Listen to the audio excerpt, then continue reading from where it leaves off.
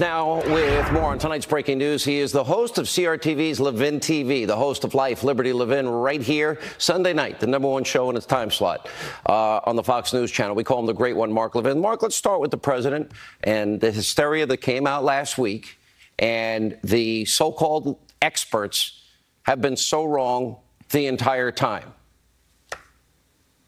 Well, the president's actually in great shape when it comes to the law and when it comes to impeachment. On impeachment, all we have to do is vote and make sure the Democrats don't win, and then he won't be impeached. There's an idea.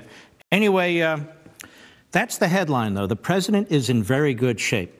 You cannot impeach a president on events that occurred before he was president. I don't know if people are aware of this. The precedent is Vice President Collyer case in 1873. Judges, different. Presidents, vice presidents, on events that occurred beforehand. So even if they load up their phony list, we ought to keep that in mind. Also, there's serious doubt on whether Mr. Mueller, in his report, can use grand jury information that goes public. Remember, grand juries are secret. Grand jury information is supposed to be secret. There's a big case going on now in Washington, D.C. relating to this.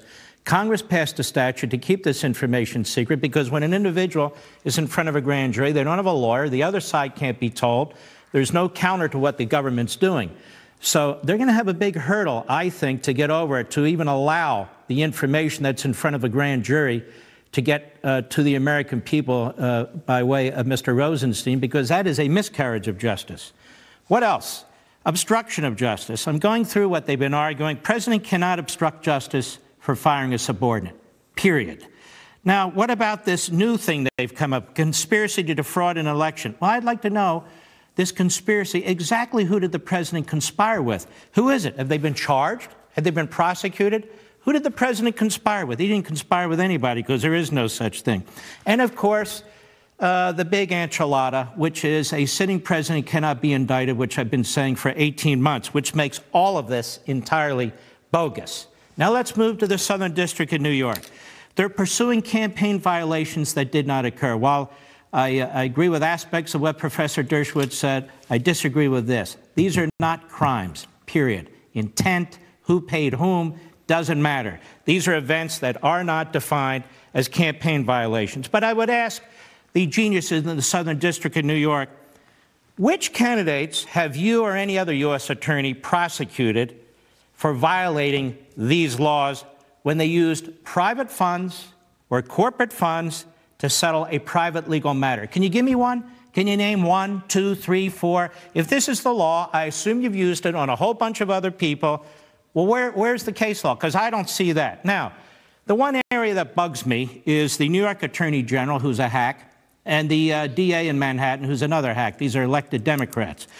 So they can look at these areas, too. The federal immunity on indictment doesn't necessarily apply to them. If I were the president, I'd look across the United States and I would hire the 5 or 6 toughest, smartest, most aggressive litigators in the country.